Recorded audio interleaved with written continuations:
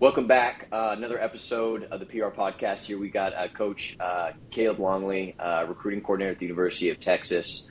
Coach, thanks for coming in, man. Appreciate you. Josh, I really appreciate you having me. Looking forward to it. Yeah, yeah, man. So we'll kind of get right into it. I know you've been on the road busy. August 1st was yesterday, so you're a busy dude right now. When you guys are evaluating, maybe not just specifically as your guys' staff, but just in general, I'm sure you have a lot of friends and connections in the college world. What are some non-physical characteristics that you guys are looking for kids? Obviously there's metrics, there's size, there's frame, but when just non-physical characteristics, what are some of those that you guys are looking for when evaluating and talking with prospects? I mean, the number one thing that comes to mind is how big of a competitor are they? Because at the end of the day, we want guys we can give the ball to on the mound or we can put in the box in a big situation. There's a lot of pressure to play at the University of Texas, to play in the Big 12, what's eventually going to be the SEC for us. So a guy that's going to be able to go out there, compete, a guy that wants the ball, that wants to be in the box with the game on the line. And then the next thing that comes to mind is how easy do they make it look? So is the guy grinding through at bats? Is the guy just making it happen on the mound? Or is he coasting through? Does it look like the game's just coming easy to him? We want the guys that look like they're not having to really try much, but also have that competitive instinct and want the ball or want to be in the box. Yeah, no, that's really, really good. I think that's good info. Um, in today's day and age, it's obviously travel ball is bigger than ever. Showcases are bigger than ever. Um, do you feel like when you guys are evaluating prospects that you're running into some burnt out kids, whether it be from injury or just also mindset? I mean, for me, going through it, I was a guy that was really passionate about, the games that I played. And I know, not everyone's going to love the game the same, and you can still be a good prospect and a good player and maybe not love the game as much at all, but just love what it does for you. Do you guys specifically look for dudes who are really passionate, about the game of baseball? Is that something definitely you guys kind of take into account when evaluating prospects too? Loving the game for us is very high on our list. We want guys that are really passionate, not only about playing the game and enjoying it, but also love the work because we like to pride ourselves on the work ethic and all the time that goes into being the best player that you can possibly be. And we just had better luck with guys that love to be at the field, that want to get here early, last one to leave, and that's the guys that we've had a lot of success with. And over time, it always seems like those guys end up doing okay just because of the time and the extra time they put it in the weight room, the field, and even off the field stuff, the nutrition, the sleep, and all that. All of that comes around, and it relates to guys that actually love the game, and whatever they do, it always goes in the back of their mind, is this going to help me be a better player? So it seems like a lot of these guys that are on the circuit, that are bouncing from team to team, showcase to showcase, all-American event, a lot of those guys love to get out there and play. They love to compete, and they love to work, and that's definitely the guys we want in our program. Gotcha. Yeah, and I can imagine, that's pretty universal, especially at the level that we're talking about, that you're at. Um, with the new recruiting rules, that were established this year, it being right around August 1st, how has that changed the game for you guys? So, now you can come in contact with 2025, prospects, obviously, but, from a 2026, 2027, prospect 2 years ago, last year, dudes were still getting offers in eighth and ninth grade and, putting a lot of pressure on kids to verbally commit, and I get it. How has that changed for you guys, going through the process? Is it more important to evaluate, kids in person or through video evaluation, or how has that changed things for you guys as a staff last year?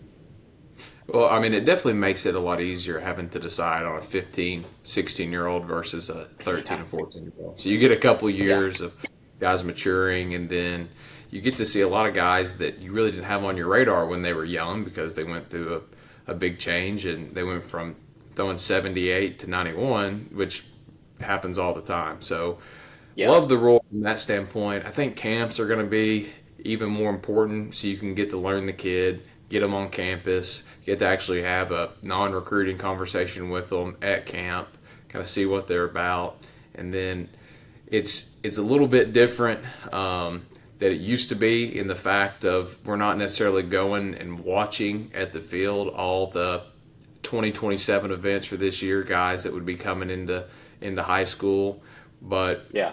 it is that time of the year where we're definitely building our list of 2026s. We're keeping up with guys, and we're starting to build that list of who we're going to go after next year on August 1. Okay. No, that makes sense. And so, when you are um, right now, obviously, you've been on the road. I know you were telling me you've been on the road for a minute, evaluating a lot of prospects. When it comes to the 2025, 2024s, and you're in there watching games, nowadays, I think a lot of the families, and I've talked to a lot of families over the last 8 years or so when it comes to the recruiting, and I think a lot of people underestimate how much evaluation really goes into your job. You're the recruiting coordinator, one of the recruiting coordinators at the University of Texas, so you're seeing a lot of kids. Give us a little bit of an idea of how often you're evaluating kids live, kids as film, and just their overall information. How much is that really part of your job? I mean, it's 100% of it, and it really never quits. There's Yeah. always I'm always on the phone at a game, talking to the travel ball coach, the high school coach, trying to learn about the kids' makeup. There's definitely a lot of different factors that go into it. The new thing I think that's big for everybody is these late events that are coming in the summer. Hmm. And everybody, like, I know I got followed by probably 100 2025s yesterday on Twitter, but it's not, Yeah. I'm not necessarily going through and finding the 2025s yesterday. Now, there was a Yeah. name or two pop up, but most of that work has been done over the past year and really hitting the months of June and July hard.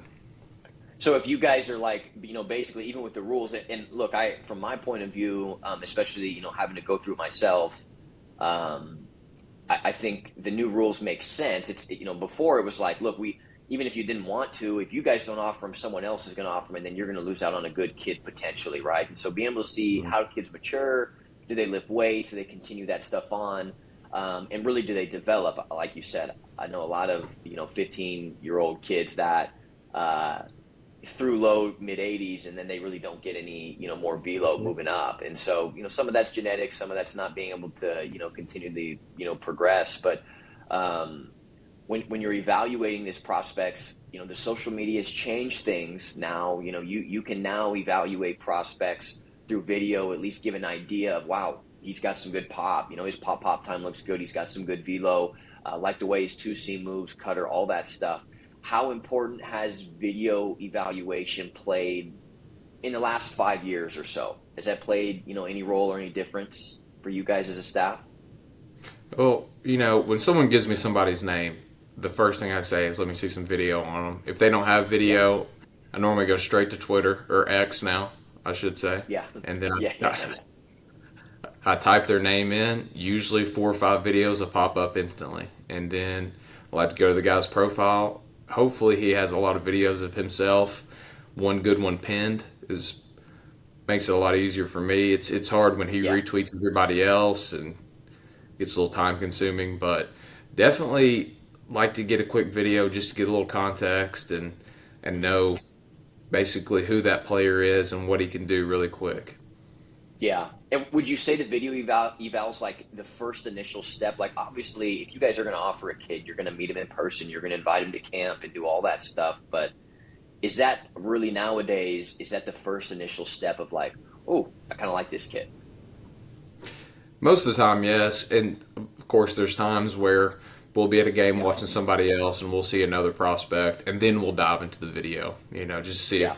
if that was just the best game he's ever played in his life, or if Yeah. that's what he typically does. And then, but it's it makes it a lot easier. Like if kids don't have a Twitter profile, then it is tougher to find them, and it's not near as accessible. But just having a few short clips pinned to their Twitter makes it a lot easier for us. I'm sure other coaches do that as well.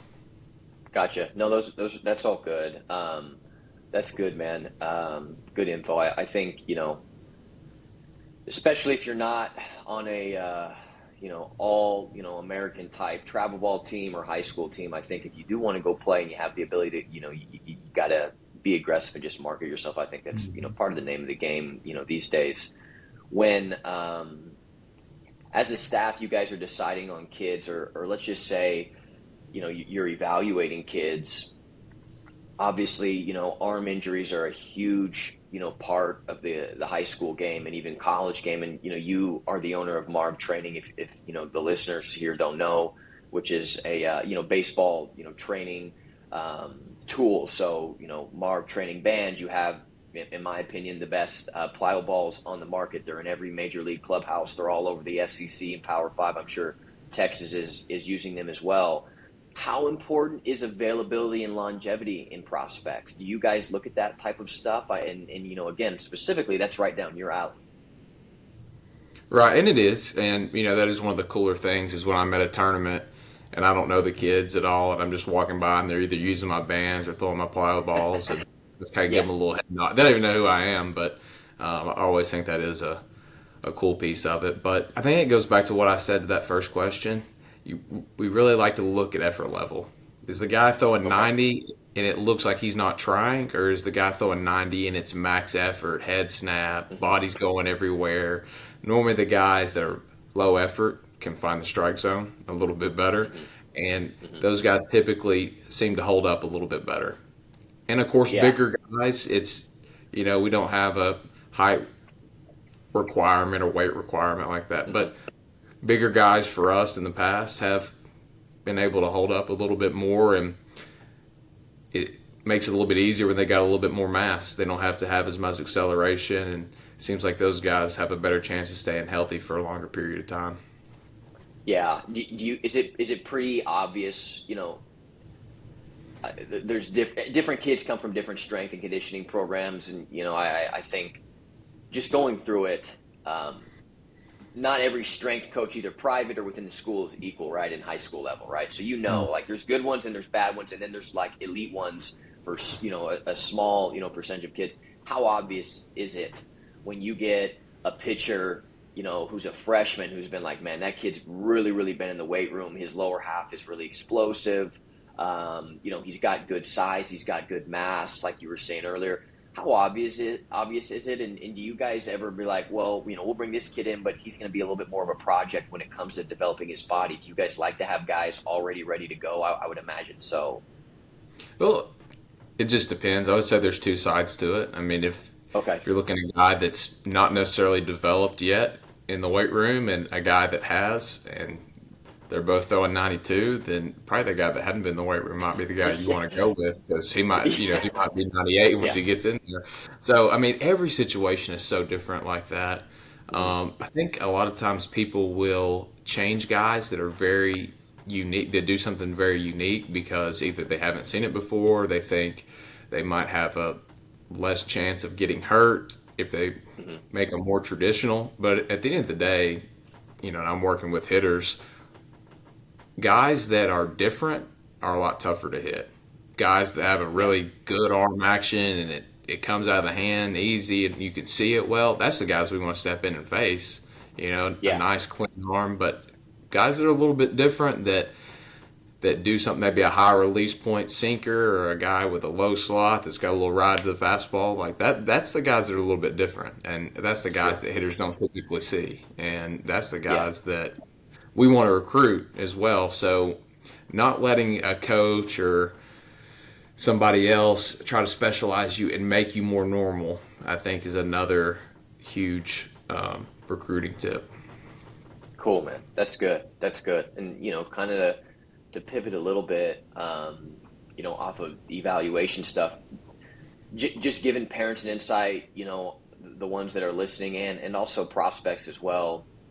If and you may not have an answer for this, and that's okay. If your son was going through it right now, okay, let's just say he's going through it. He's got the ability to play in college. We don't know the level. Let's just generalize it.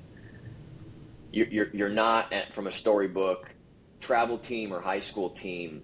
How aggressive are you being on getting together videos, sending that stuff out, putting together like his resume, getting that stuff out, getting in front of college coaches? How aggressive are you in that process if, your son really wants to go play, maybe not a blue chip player, he's not throwing 92, but he's a mid 80s guy, or he's a guy that, is just rakes at the plate, but just doesn't have a lot of exposure at this point? What are some things that you feel like you would do if it was your son going through it right now?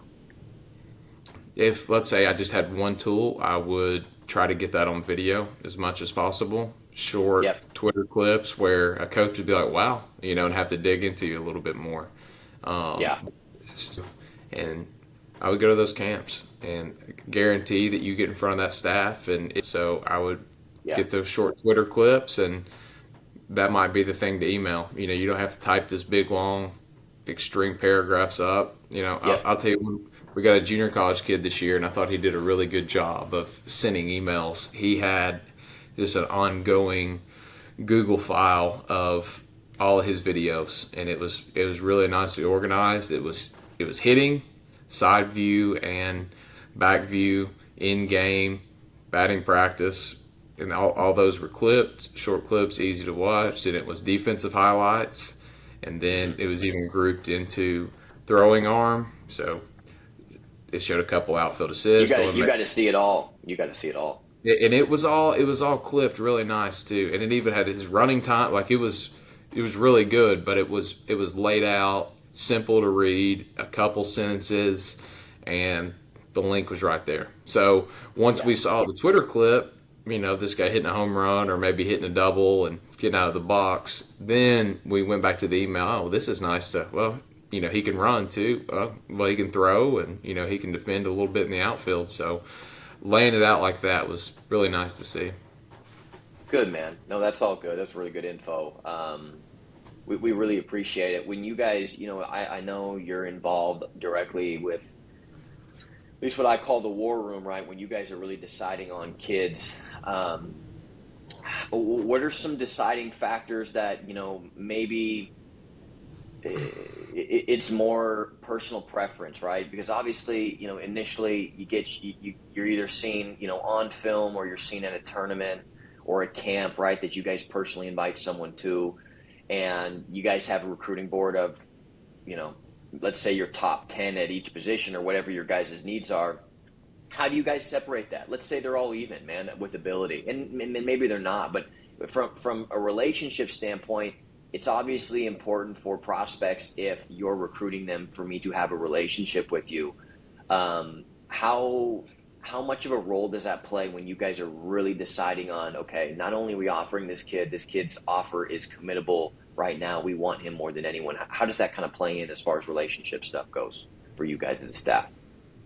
I think if we got two guys that are the exact same, I think the first question goes to makeup. Who's got the better makeup? Who's going to be able to produce here under Yep. pressure? And then who's got the loudest tools at the end of the day? That's going to, who can hit with power, but who can also run. At the end Yeah. of the day, we believe in our ability to develop. So if we will take a guy with the loudest tools, maybe if two guys put up the exact same numbers in the game, we want the guy with the loudest tools because we believe in our ability to develop. Gotcha. Yeah. No, and I would imagine at your guys' level, that's pretty consistent, across the board. Like, coaching staffs, we think we're the guys as well, and we can develop those guys. That's really good stuff, man.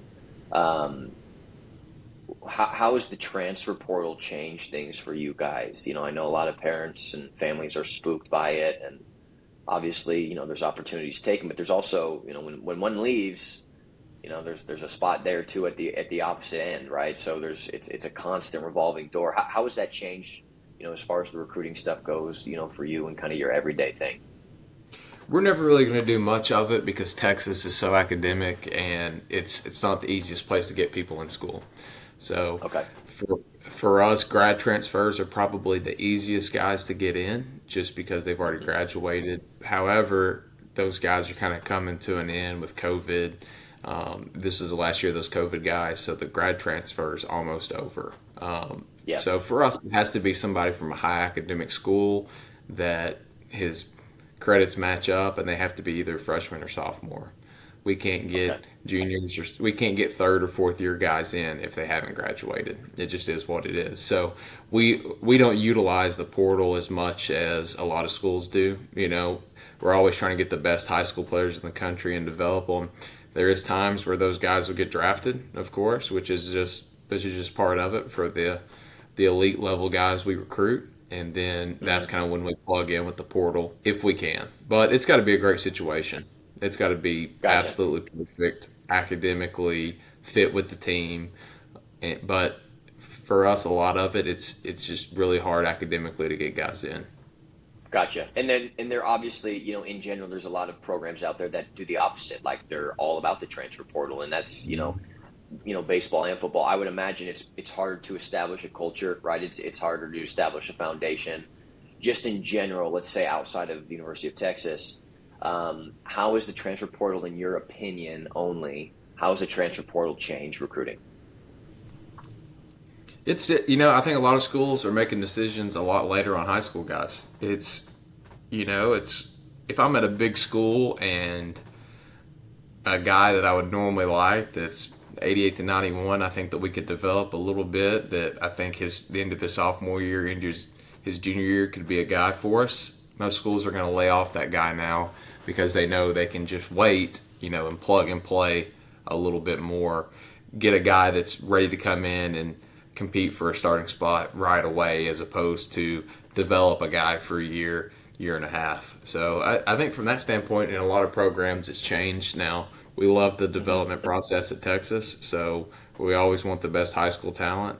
But I think a lot of programs it's changed from that aspect. Yeah.